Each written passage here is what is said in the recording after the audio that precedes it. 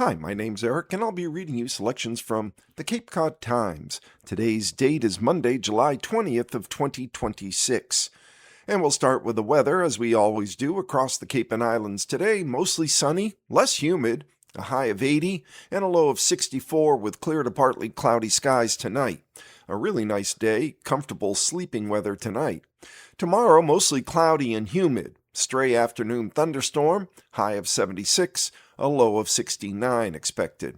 Wednesday, windy and humid with showers and thunderstorm. We look for rain on Wednesday, high of 77 and a low of 68.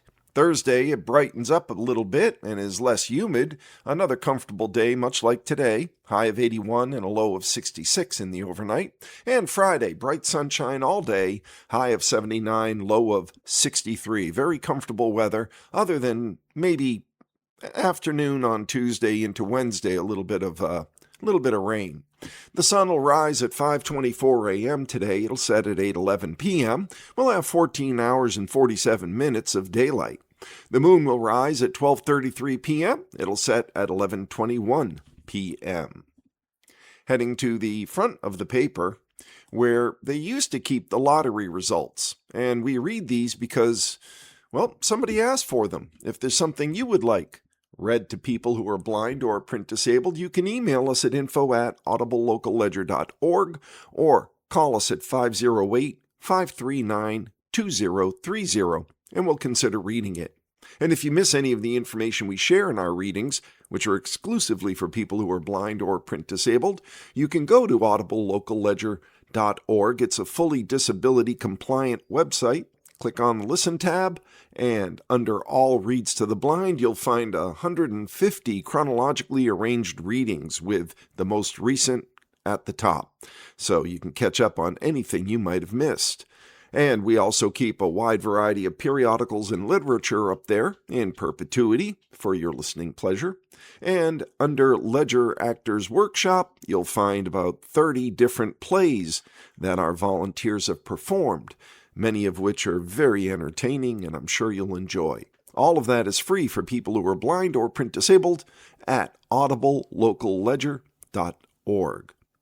For the latest results in the numbers game, since somebody asked for them and the Cape Cod Times goes to press too early to print them, we go to masslottery.com. And for the numbers game of Sunday, July 19th, the midday winning numbers were 1, 8, 3, 9. Yesterday's midday winning numbers in the numbers game, 1, 8, 3, 9.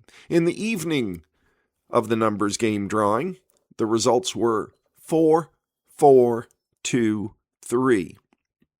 Again, Sunday, July 19th's numbers game results in the evening, 4, 4, 2, 3.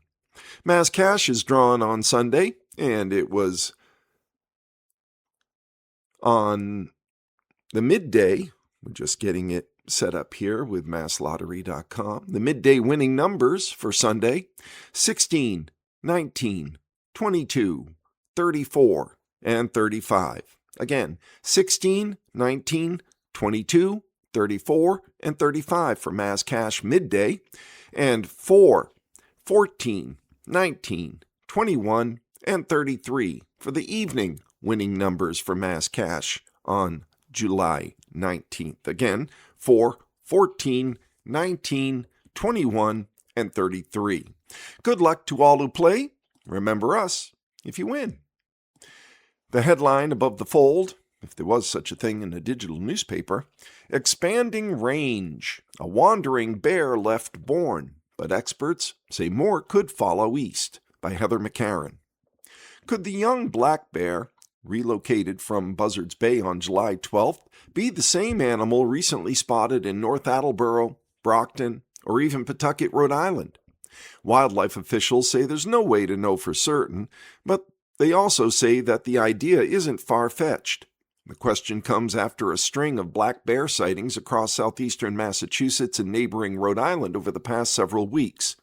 A black bear was spotted in several North Attleboro neighborhoods on June 22nd and 23rd, prompting public warnings and precautionary advice.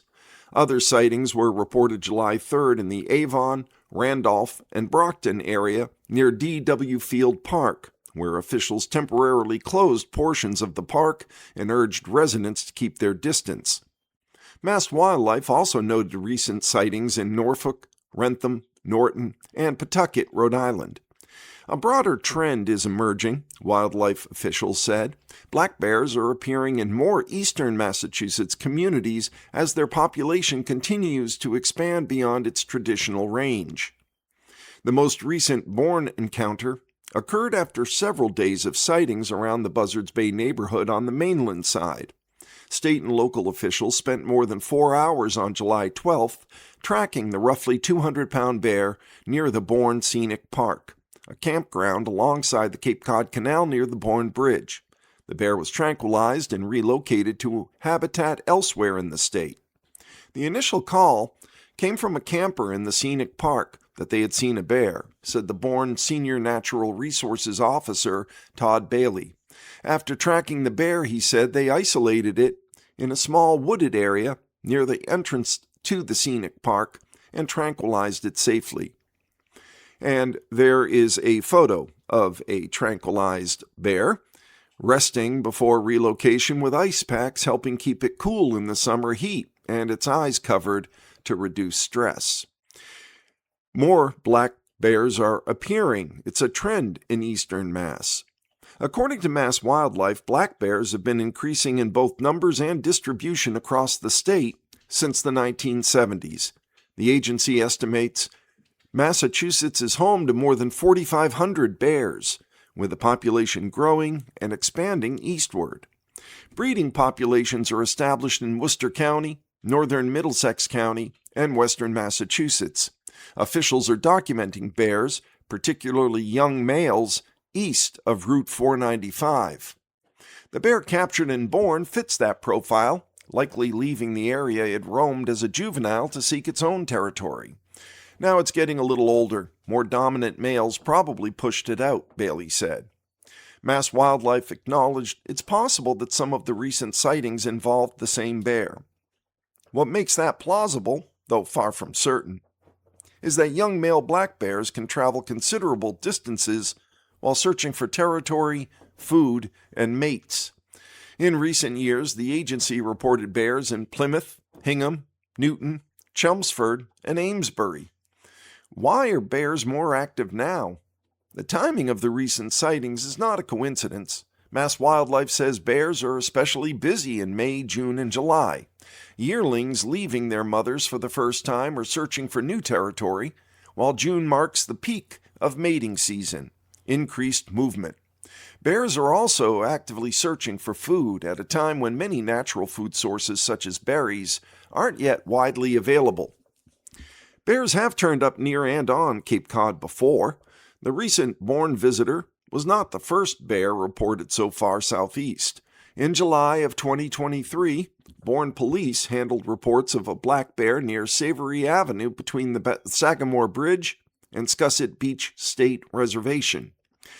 Officers never located the animal, but officials said multiple reports made the sighting appear credible. A decade earlier, in 2012, a young male black bear crossed the Cape Cod Canal and wandered across much of Cape Cod before eventually being captured in Wellfleet.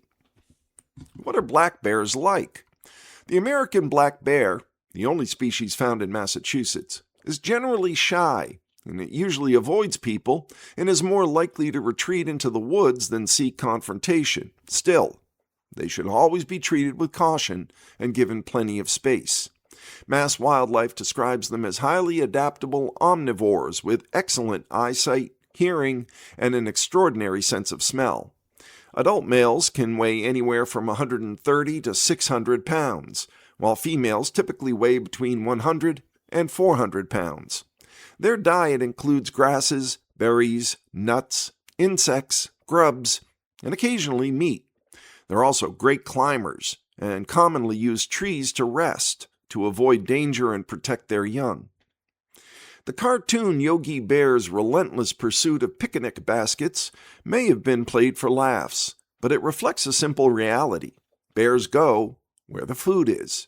According to Mass Wildlife, bears are often drawn into residential neighborhoods, campgrounds, and other developed areas by bird feeders, unsecured trash, pet food, chicken coops, beehives, and food waste. Their powerful sense of smell allows them to locate food from long distances. What should residents and campers do? Mass Wildlife advises the public to remove bird feeders at the first sign of bear activity. Secure trash in closed containers and feed your pets indoors. Chicken owners and beekeepers are encouraged to use properly installed electric fencing. Campgrounds and businesses in areas with bear activity are advised to use bear-resistant dumpsters. Ensure garbage is secured and keep food waste inaccessible. For campers, that means properly storing food, cleaning grills and the cooking areas, disposing of trash promptly, and never intentionally feeding wildlife.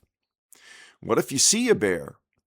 As Massachusetts' bear population continues to grow, wildlife officials say occasional sightings in places like Bourne, North Attleboro, and other eastern communities may become less surprising, but they don't have to be problematic. Wildlife officials stress that most bear encounters end without incident. If a bear enters a yard, residents should allow it to leave on its own, and then remove anything that may have attracted it. People who encounter a bear while hiking or camping should speak calmly, slowly back away, and give the animal space. Running is discouraged, as is approaching a bear or getting between a mother and her cubs. And dog owners should keep pets leashed, never allow them to chase or interact with a bear. The next headline on the front page of today's Cape Cod Times: Woman dies after minivan crashes on ferry, by Susan Vaughn. The woman whose minivan crashed on the deck of the MV Island Home Ferry in Vineyard Haven on July 8th has died, the state police confirmed. Ann Lees, 91, of Brookline, died at Brigham and Women's Hospital in Boston shortly after the crash. Trooper Brandon Doherty of Mass State Police Media Relations Office said in an email on July 16th. Lees also lived in Chilmark, according to her obituary. Her husband, Robert S. Lees, died in June of 2017. Her children are David, Stephen, Martha, and Sarah Lees. Lees was taken from the scene after she drove at a high rate of speed and crashed on the vehicle deck of the ferry prior to boarding around 9:15 a.m. on July 8th. The Woods Hole, Martha's Vineyard, and Nantucket Steamship Authority reported on its website at the time. It did not release Lee's name. The minivan traveled the length of the deck, which was empty at the time, and struck the vessel's stern loading doors, according to the report. Steamship Authority personnel, along with local and state law enforcement and emergency medical rescuers, responded, and no other passengers or crew members were injured, the report said. The car was removed from the vessel, which remained docked at the Steamship Authority's Vineyard Haven terminal until appropriate inspections could be made, the authority said. Maintenance staff members repaired the MV Island home in Woods Hole that day, and it was back in service at 6:15 p.m. from Woods Hole, the authority said. The accident halted ferry operations during the morning, and it did cause delays throughout the day. Doherty did not provide further details on Lee's injuries or the cause of death. Family remembers man killed in crash, by Rachel Devaney. A man who died from injuries he suffered in a recent two-motorcycle crash on Route 6 in Sandwich has been identified. Thomas Charles Matthews, 70 years old, of Plymouth, died after the crash on July 11th, according to Matthews' niece, Catherine Roth. The incident occurred at around 11:40 a.m., and Matthews was taken to a local hospital, where he died from his injuries, state police said. The other motorcyclist suffered minor injuries and was taken to the barracks for questioning. Matthews spent the majority of his life in carpentry, said Roth, but he was also a commercial tuna fisherman out of Cape Cod Bay. Matthews was also a recreational fisherman, and he loved to hunt for cod, striped bass, bluefin tuna, and scallops, according to his obituary. Matthews was a member of the John Alden Sportsman's Club in Manomet, American Legion Post 40 in Plymouth, and the American Legion Riders Post 40, according to his obituary. In his spare time, Matthews loved to ride his trike motorcycle, said Roth. At the time of his death, she said, Matthews was preparing to ride in the 16th annual Blackbeard's Ride, a motorcycle charity event which was held on July 12th and benefited the Matthew A. Pacino Memorial Foundation. He's been riding as far back as I can remember, said Roth. Matthews was born in Weymouth but raised his 3 children in Plymouth, according to his obituary. Sarah Matthews is still in shock, given her husband's sudden death, Roth said. A fundraiser has been launched to help Sarah Matthews cope with living expenses, Roth said. Besides being kind and generous, said Roth, one of Matthews' favorite things to do was to tell stories and spend time with family. He had an infectious laugh, she said, and a great sense of humor. He always had funny anecdotes, and he was always talking about lessons learned and things like that, said Roth. I can just picture him now with my father, his brother-in-law, smoking stogies and drinking whiskey on the back porch, just laughing away. Moving inside the paper, as we keep it local, 7 rescued after 130-foot yacht runs aground off Woods Hole. And there's a photo of this very, very large yacht and a bunch of boats around it. A large yacht ran aground Friday morning in Falmouth. This is reported by Rachel Devaney. A large yacht ran aground Friday morning in Falmouth, drawing first responders to the vessel for evacuation. After a 130-foot vessel ran aground in Woods Hole at about 11 a.m. on July 17th, first responders, including the United States Coast Guard, Falmouth Fire and Rescue, and the Falmouth Harbor Master, evacuated 7 passengers, according to Lieutenant Quinn LeCain, station manager and public affairs officer for the U.S. Coast Guard of southern Massachusetts and Rhode Island. First responders remain on scene, and they're currently dewatering the boat, said LeCain in a phone interview with the Times near noon, along with 6 crew members who have remained on the vessel since it ran aground. Once the boat is dewatered and stabilized, said LeCain, it'll eventually be safely towed back to an area marina. Healy signs Blue Star family license plate into law. How to Get One, by Margie Cullen of the USA Today Network in New England. Massachusetts Governor Maura Healey on July 15th signed into law a bill creating a new free specialty license plate to honor fallen law enforcement officers. The law comes after Uxbridge officer Stephen Laporta and State Police Trooper Kevin Traynor died in the line of duty earlier this year. The bill, known as an Act Honoring Blue Star Families, directs the Registry of Motor Vehicles to create a new distinctive license plate for cars that reads Blue Star Family and a Blue Star Family emblem for motorcycle plates, as well as offer vanity plate registrations.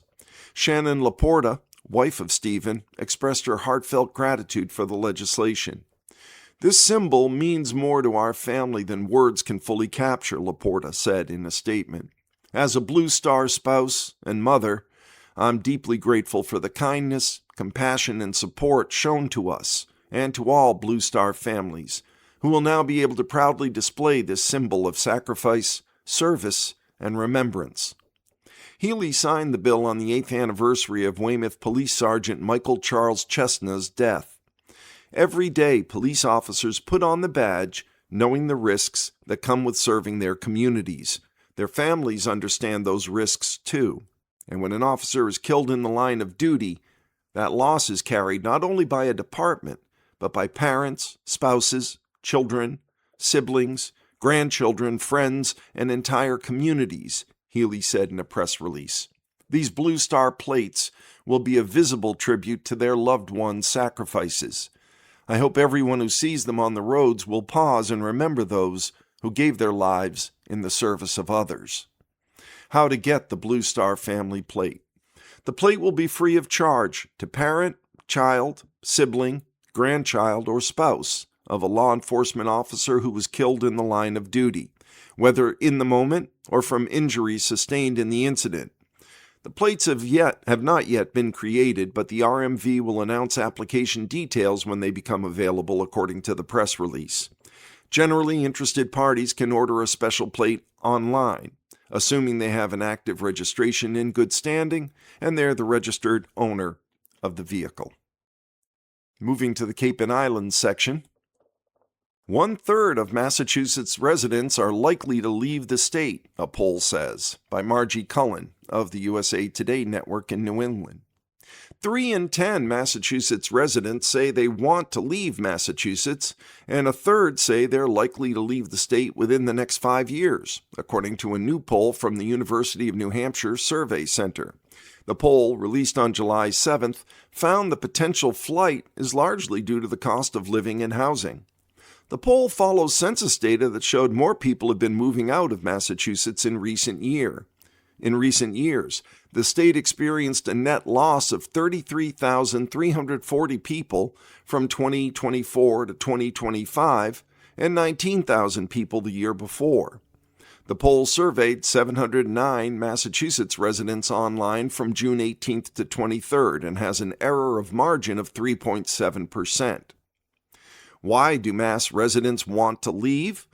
According to the poll, 29% of Bay Staters definitely, or probably, want to move out of Massachusetts. A slightly higher amount, 34%, say they're likely to leave the state in the next 5 years. Of those who are likely to move out, 70% say that cheaper housing or cost of living is an important reason for them to leave. A little over half cite a desire for lower taxes. 39% say they want a different political or social environment. Housing is a major issue in Massachusetts. A June 30th poll from the University of New Hampshire Survey Center found a majority of Massachusetts residents believe housing or the cost of living is the most important problem facing the state. Affordability is also a concern. In the poll, only 15% of Bay Staters overall described the state as an affordable place to live, while 85% said it was not affordable. Where would they move to? If they had to move out of New England, 32% of Bay Staters said they would either move to the South or somewhere else in New England, respectively. When asked about individual states, New Hampshire led with 19%, Florida 8%, New York 8%, and South Carolina 5% topped the list. Of those who said they're likely to leave within the next 5 years, 46%, a plurality, said they would move to a southern state.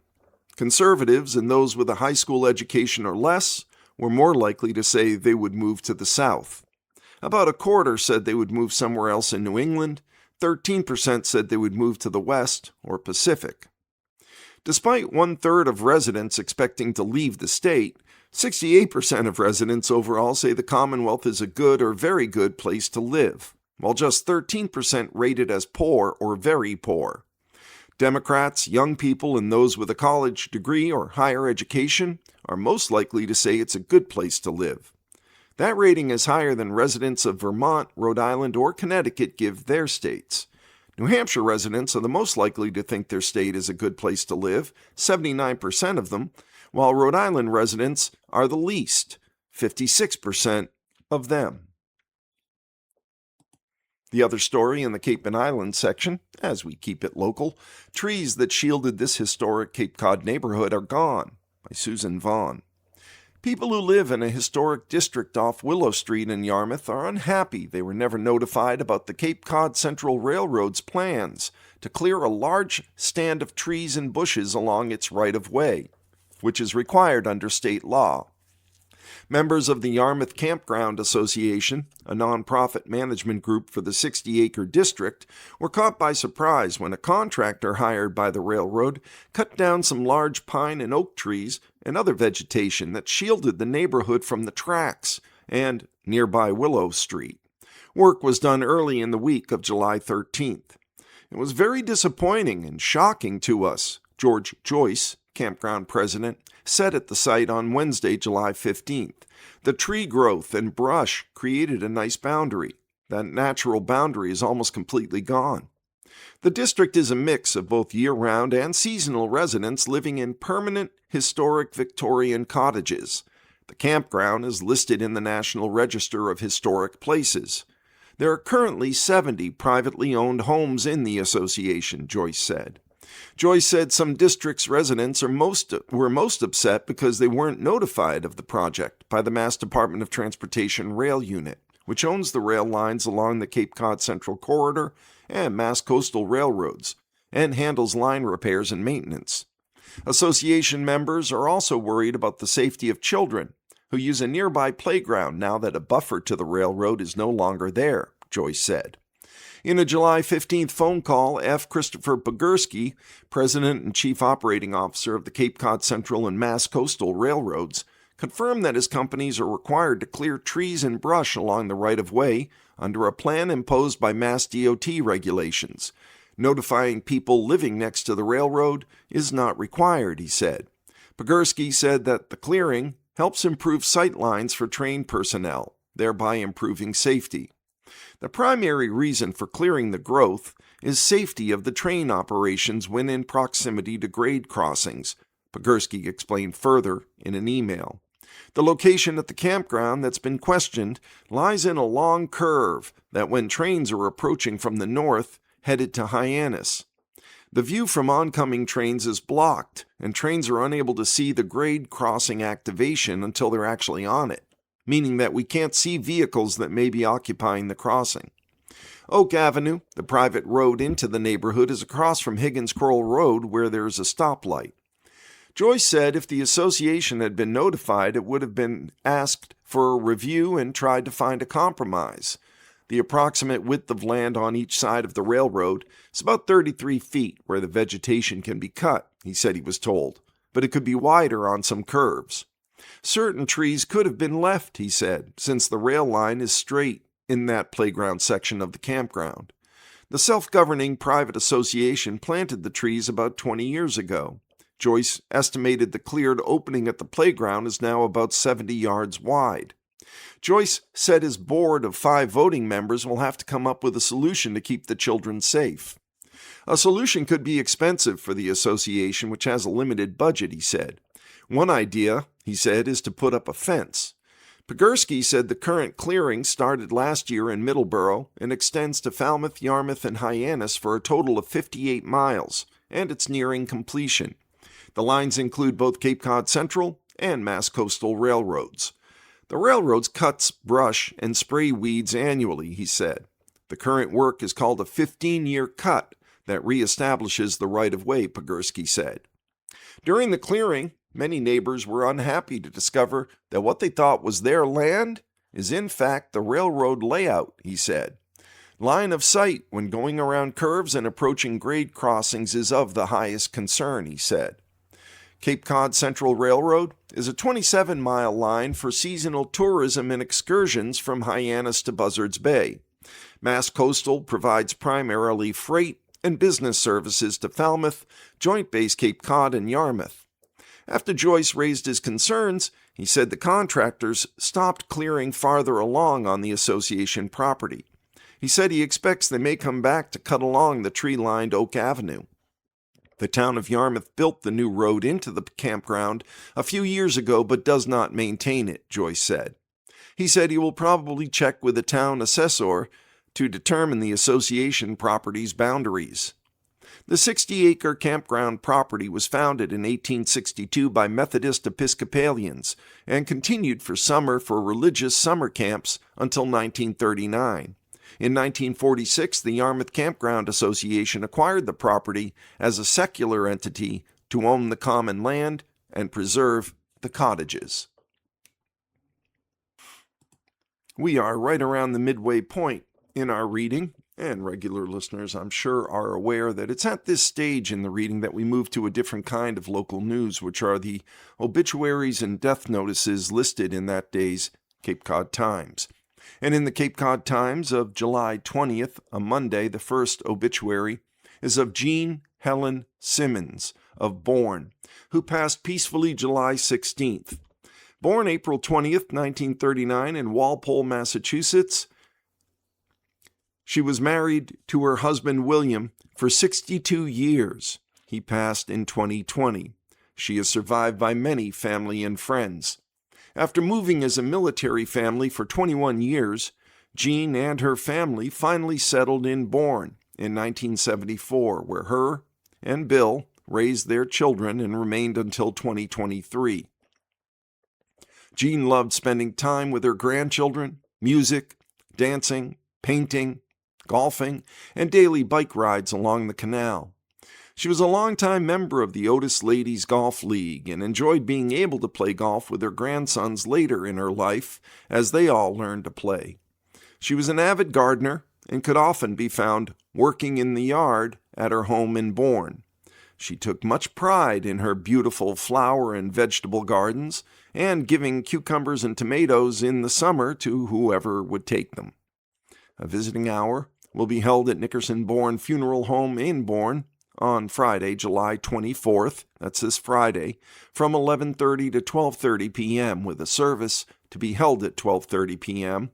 That will be followed by a 1:30 p.m. burial at the Massachusetts National Cemetery for friends and family who wish to attend. In lieu of flowers, any memorial donations may be made to the Cure Alzheimer's Fund or the Dementia Society of America. The other obituary in today's Cape Cod Times is of Lois M. Carrington of East Orleans. It is with heavy hearts that the family of Mrs. Lois Muriel Von Tobel Carrington of East Orleans, Mass., formerly of Waterbury, Connecticut, say farewell for now to our beloved wife, mother, grandmother, great-grandmother, sister, and friend, following her peaceful passing on Saturday, July 11th, after a brief illness in the comfort of her Cape Cod home, surrounded by the love of her family. She was the devoted wife of 64 years of the late Louis D. Carrington. Funeral services for Mrs. Carrington will be held this Friday, July 24th, at 10 a.m., when a Mass of Christian burial will be celebrated at Blessed Sacrament Church, 188 Robbins Street in Waterbury, Connecticut. Those planning to attend are kindly asked to meet directly at the church. Burial will follow at Mount Olivet Cemetery in Watertown. Relatives and friends are invited to pay their respects and visit with Lois's family on Thursday evening from 5 p.m. to 7 p.m. at Casey's Eastside Memorial Funeral Home, 1987 East Main Street in Waterbury, Connecticut. To honor Lois's memory and in lieu of flowers, donations may be made to the Polycystic Kidney Disease, PKD Foundation, or to Donate Life, Connecticut. In this time of reflection, the family welcomes all who knew and loved Lois to share messages of condolence, comfort, and cherished memories. Please visit the funeral home's tribute page to connect with the family. And that concludes the obituaries and death notices that are listed in today's Cape Cod Times. Today's date is July 20th. And since we exhaust local news, there are some sports stories that are of importance. Girls Tennis, Cape Cod Times, All Scholastics by Adam Kirkchin. It was a sensational spring of girls tennis on the Cape and Islands. The Martha's Vineyard state title in Division III led the way. The Vineyarders capped an undefeated season with a win over Dover Sherborne at MIT. The overall group was strong. Teams performed well in the state tournament and had quality matches all year. The success had to do with the players about whom you're going to read, an exceptional class of players who stood out all spring. That's always been the case, but especially this season. It's not going away. You will see some of these players shine again next year. It's just a terrific area for girls tennis. Here are the Cape Cod Times Girls Tennis All Scholastics. Lily Russell of Bourne. This senior first singles player had an overall record of 14-3 and a playoff record of 1-1. A South Coast Conference All-Star, Russell finished second in the conference in wins. Maya Ledwell of Falmouth.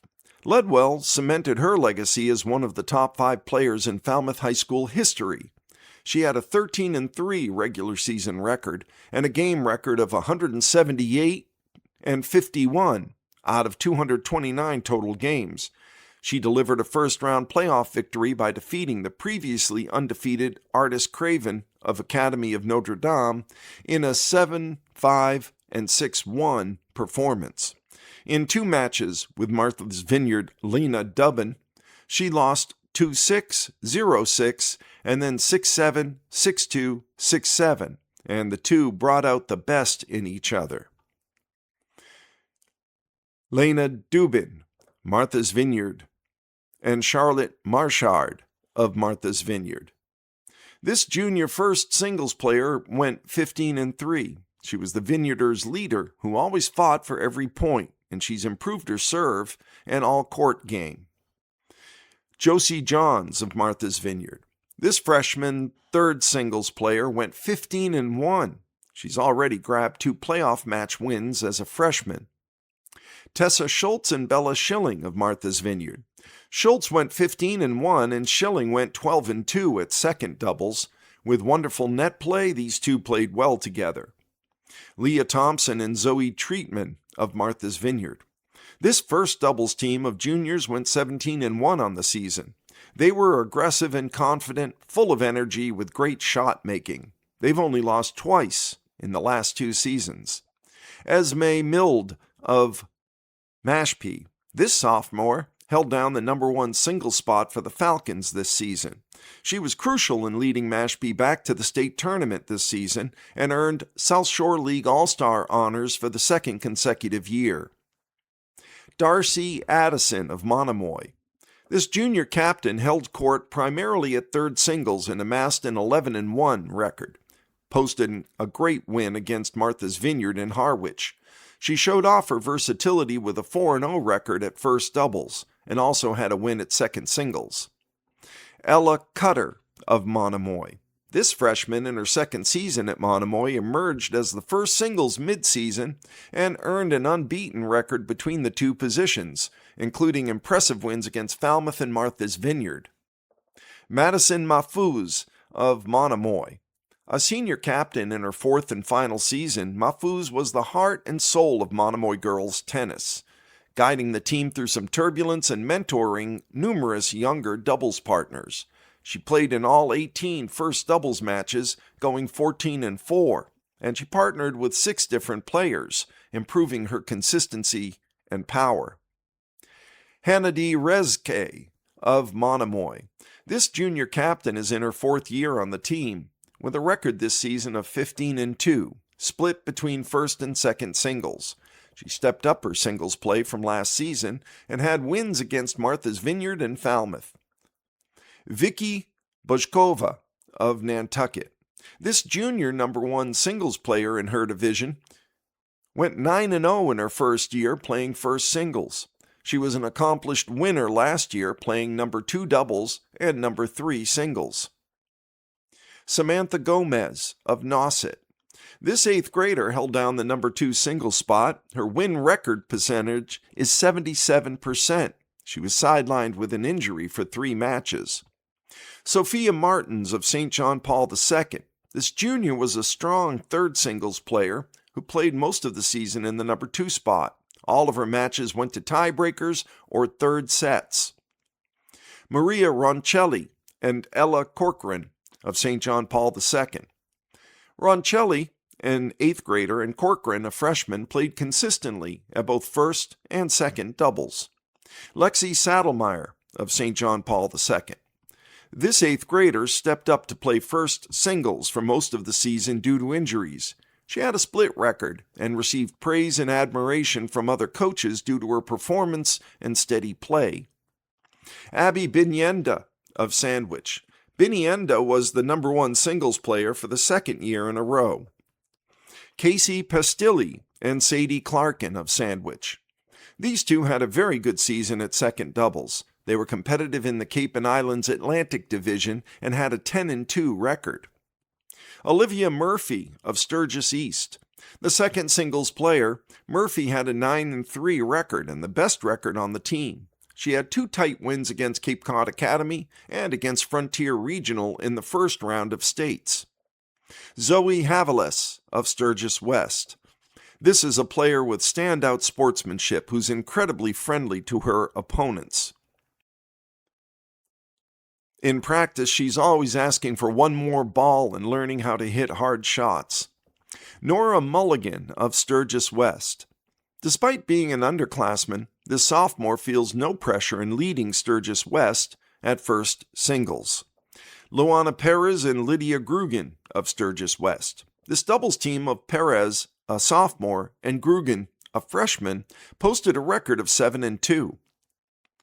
These girls were undefeated for the better half of the season, Burns, the coach, said. They've overcome adversity on the court while always keeping their heads high. They're the embodiment of teamwork.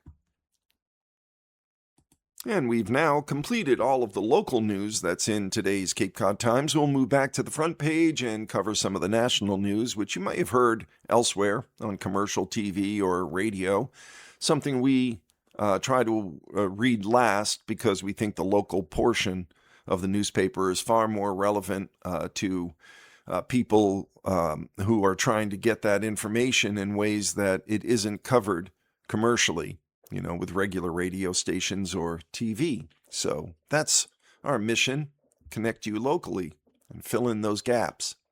But we are on to the national news at this point. U.S. steps up attacks after troop deaths by Niera Abdallah and Iman Abu Hasira of Reuters in Dubai. The United States said it had completed an 8th straight night of attacks against Iran after earlier announcing the 2 U.S. military personnel were killed in Jordan, while U.S. allies in the region reported more Iranian attacks on July 19th.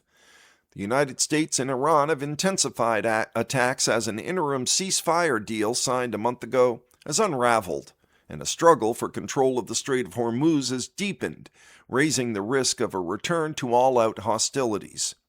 Israeli officials said Israel was preparing to receive more U.S. refueling aircraft after the recent escalation, and ahead of a possible expansion of U.S. military operations against Iran. U.S. Central Command said the latest airstrikes, beginning at 6 p.m. on July 17th, were designed to further degrade Iran's ability to threaten commercial shipping in the Strait of Hormuz and swiftly punish Islamic Revolutionary Guard Corps forces who launched attacks against American service members in Jordan. Central Command later said it had completed its wave of attacks, hitting Iranian military coastal surveillance and air defense facilities. The conflict, which began when the U.S. and Israel launched strikes on Iran on February 28th, hoping to disable its nuclear and missile programs and degrade its regional proxies, has led to major disruption to energy supplies and fears over global inflation. Iranian reports that the United States carried out an attack near Sirik in southern Iran and near Shadigan, close to the border with Iraq. Iran's Atomic Energy Organization condemned a U.S. attack on the site of a nuclear power plant under construction in Darkovin, Iran's Mehr news agency reported. The International Atomic Energy Agency said it was investigating reports of an overnight attack, noting that the plant was in the very early stages of construction. In response to the latest strikes, Iran carried out a drone attack that targeted U.S. military assets and equipment at Kuwait's Al-Adiri camp and Ali al-Salam air base, Iranian state TV reported early on July 19th. Both bases have been targeted as part of Iran's attacks against U.S. assets and allies in the Gulf since last week. Kuwait's electricity ministry said a desalination plant had been attacked for the second day running, causing a fire. Kuwait's armed forces said earlier they had again intercepted Iranian missiles after a sustained Iranian attack on July 18th. Bahrain's air defenses also intercepted an Iranian attack on July 19th, its state TV reported. Sirens sounded in Jordan, where the military said it had shot down 3 Iranian missiles. The Israeli military said it had detected the launch of missiles from Iran toward the Jordanian city of Aqaba on Israel's border. Iran's Islamic Revolutionary Guard Corps said on July 19th 4 vessels had attempted to transit the strait via an unsafe route with U.S. backing after ignoring IRGC warnings. It said 2 had abandoned the attempt, while the other 2 were involved in an accident, quote-unquote. It did not elaborate. Central Command said the deaths of 2 of its service personnel had occurred on July 17th, and that a 3rd U.S. service member was missing in action. The announcement brought the number of U.S. service members killed since the war began to 16, while more than 420 have been wounded. Moving inside the paper, the headline reads, FDA says new lettuce sample tests positive. Taylor Farms products are removed from Walmart by Anthony Thompson and Mike Snyder of USA Today. A sample of shredded iceberg lettuce supplied by Taylor Farms de Mexico that's not included in its current recall has tested positive for Cyclospora, federal health officials said on July 18th, noting that the lettuce was collected as part of an ongoing investigation. The investigation has raised questions about whether there's more lettuce posing a potential risk. Meanwhile, Walmart stores in 27 states sold Taylor Farms supplied lettuce that's being removed for a potential link to a cyclosporiasis outbreak. The retailer has pulled some bags of market-side bagged iceberg salad and shredded iceberg salads, the company said in a statement to USA Today. So far, there have been no confirmed illnesses associated with the products, according to Walmart. We're working closely with our supplier, and we took immediate steps to remove the products from sale, the retailer said.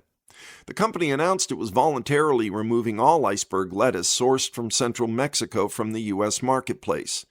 The FDA said Taylor Fresh Foods also recalled certain market-side brand bagged lettuce products that are sold at Walmart.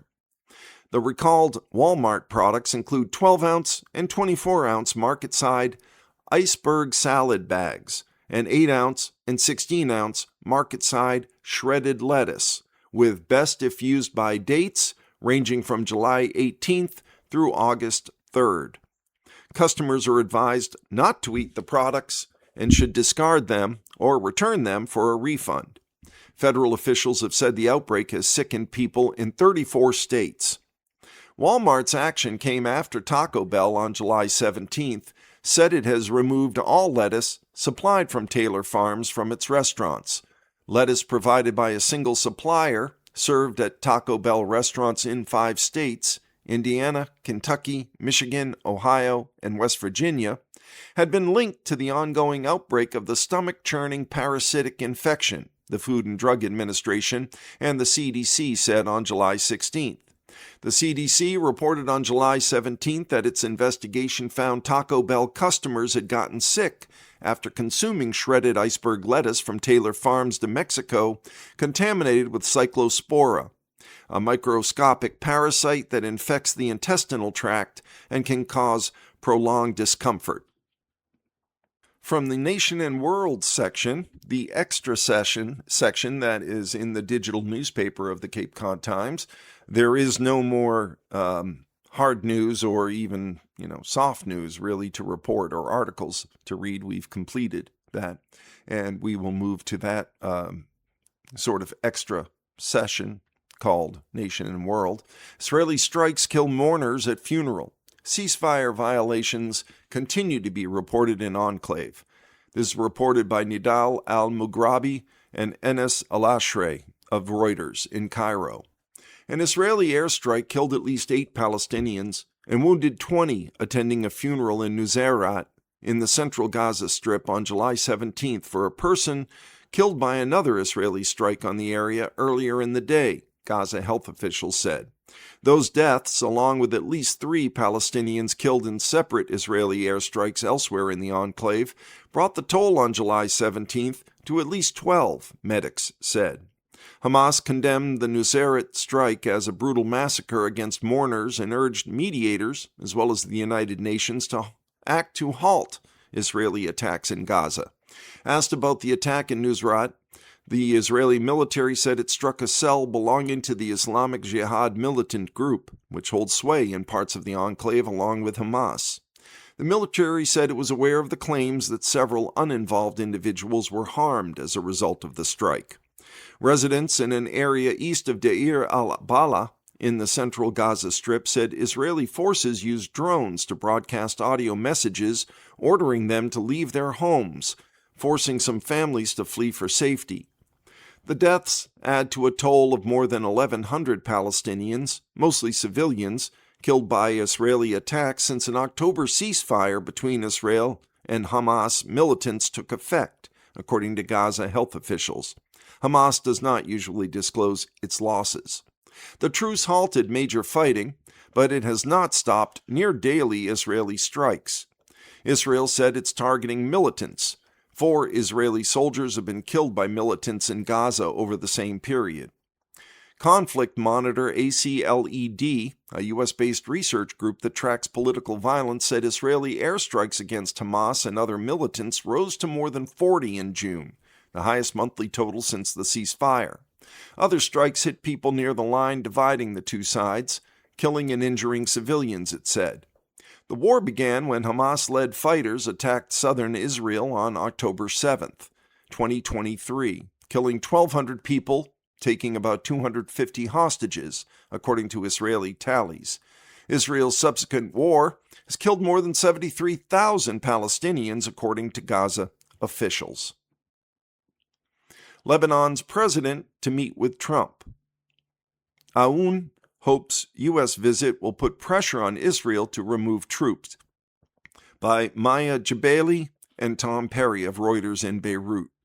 Lebanese President Joseph Aoun will make his first trip to the White House this week to present a plan to President Donald Trump on how to disarm Iran-backed militant group Hezbollah and secure Israel's withdrawal from Lebanon. Aoun, who served as the commander of Lebanon's U.S.-backed army before being elected president last year, is the first Lebanese head of state in nearly 20 years to visit the White House, where he'll meet Trump face-to-face for the first time. The meeting on July 21st comes at a crucial moment for Lebanon. Israeli troops are occupying a swath of the country's south. Hundreds of thousands of Lebanese remain displaced following Israeli strikes, and Hezbollah has firmly rejected the government's direct talks with Israel and efforts by the state to strip it of its arms. In comments published by his office earlier this month, Aoun said he would ask Trump to exert the necessary pressure on Israel to implement a U.S.-brokered June 26th agreement between Lebanon and Israel. That deal aims to disarm Hezbollah, see a progressive Israeli troop withdrawal, and set the stage for peaceful ties between the two countries. A Lebanese official said Aoun would present Trump with a written proposal on how to decommission Hezbollah's massive arsenal. The official said Aoun believes only Trump possesses the leverage needed to pressure Israel to withdraw its troops and help Lebanon restore its sovereignty. Aoun, who's 62, became president last year, just before Trump began his second term in the White House.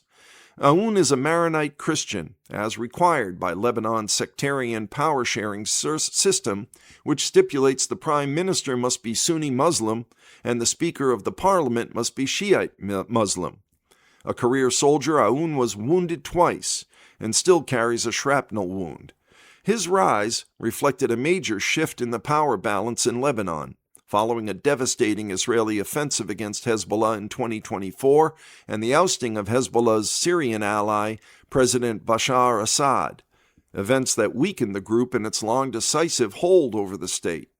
At his swearing-in ceremony, Aoun vowed to affirm the state's right to a monopoly on arms. His presidency's first year was defined by a government bid to secure the disarmament of Hezbollah, which was founded by Iran's Revolutionary Guards in 1982 and has fought numerous wars with Israel. Lebanese troops deployed in southern Lebanon to collect Hezbollah weapons caches in line with a ceasefire after the 2024 war and without opposition from a weakened Hezbollah. But early into his term's second year, a new war erupted when Hezbollah fired at Israel on March 2nd in support of Iran, which was under U.S. and Israeli attack. Hezbollah's attack triggered a fierce Israeli air and ground campaign that's killed more than 4,300 people, according to Lebanon's health ministry, including nearly 800 children, women, and medics. The toll does not distinguish between civilians and combatants. Hezbollah has not announced a toll for its fighters. After the war began, Aoun swiftly called for direct talks with Israel, a historic departure for a state repeatedly invaded by Israel since 1978. It led to the highest-level face-to-face contacts in decades between the two countries. It also made him the focus of fierce criticism by Hezbollah and its supporters. Aoun has stood firm, criticizing Hezbollah for starting the war and saying Lebanon was being destroyed for the sake of Iran. Still, he stopped short of agreeing to Trump's call for him to meet Israeli Prime Minister Benjamin Netanyahu. Aoun was born in Sin al-Fil, a suburb of eastern Beirut. His family originally hails from South Lebanon. His first Army assignment was as a platoon commander in the Army Rangers in 1985, during Lebanon's 1975 to 1990 civil war. Shortly after his promotion to commander, he oversaw a campaign to rout Islamic State militants at the Syrian-Lebanese border.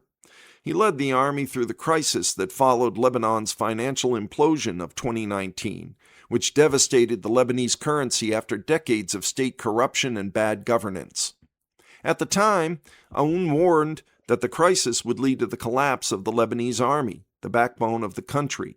In an unusually political statement for an army commander, he criticized ruling politicians over the collapse, saying soldiers were going hungry along with the rest of the population, and asking politicians, "What do you intend to do?"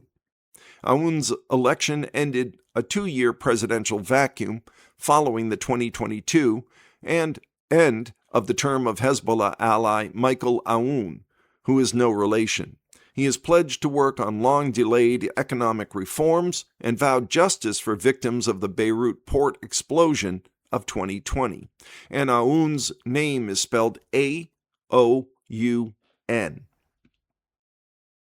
And we'll close with a little bit of advice from Ask Carolyn, Carolyn Hacks. Ready to throw up my hands and quit being so polite to strangers? Dear Carolyn, this has been building for years now, but I feel nearly depleted by the lack of consideration and basic manners in society. I'm forever stepping off the sidewalk so people can walk two abreast, or saying thank you to cashiers who literally don't say a word to me, or waving the other person through when there's confusion at a 4-way stop. And it feels like no one ever does any of that for me. I let the person with a few items go ahead of me at the store. I wait patiently when someone has trouble parking. No one lets me go ahead, and I get honked at. I'm in my 50s, I'm certainly not a saint, but I'm so tired of giving others consideration that's rarely extended to me. How do I not throw up my hands and just become the type of person that I resent? It sounds more appealing than being walked on all the time. Tired of being polite. Dear tired of being polite, I feel you, but I don't believe you. You won't start honking at stragglers or glaring at cashiers, or if you somehow do, you'll hate yourself for it. And that's a good thing. Sidewalk stepping accepted, which you need to stop immediately. There's no payoff for you in dropping your courtesies, because your thank yous and other kindnesses, especially to those in service work, aren't about reciprocation, and they're never wasted. Every single one, on its own, is a net benefit to the system of human coexistence. They're like 20-minute walks. Even if they're not daily or melting pounds or racking up fitness goals, you're still better for having done one than if you hadn't. Waving people through intersections and ahead of you in checkout lines involves a small visible sacrifice to benefit others. So with each such gesture, you sow optimism about humanity, a wee smidge. Every time, one soul at a time, into the public root system. Even if it's not coming back around to you in a way you feel, it's a vital service, if you can remain forward-thinking enough to bear it. Maybe that one person you prioritized will wave someone else through, or just be a notch less angry with others a mile down the road, and that's to your credit. The parking situation? It's specific, but its lessons apply to all jams, delays, and frustrations. Not surrendering to impatience is for you as much as for others. You know you gain nothing from honking except reducing yourself to an angry troll and inflicting more stress on the person just trying to park. So don't even think about it. Plus, the person you allowed to park in peace may, just may, remember your grace and choose not to honk at the next person, threading a vehicular needle as traffic backs up.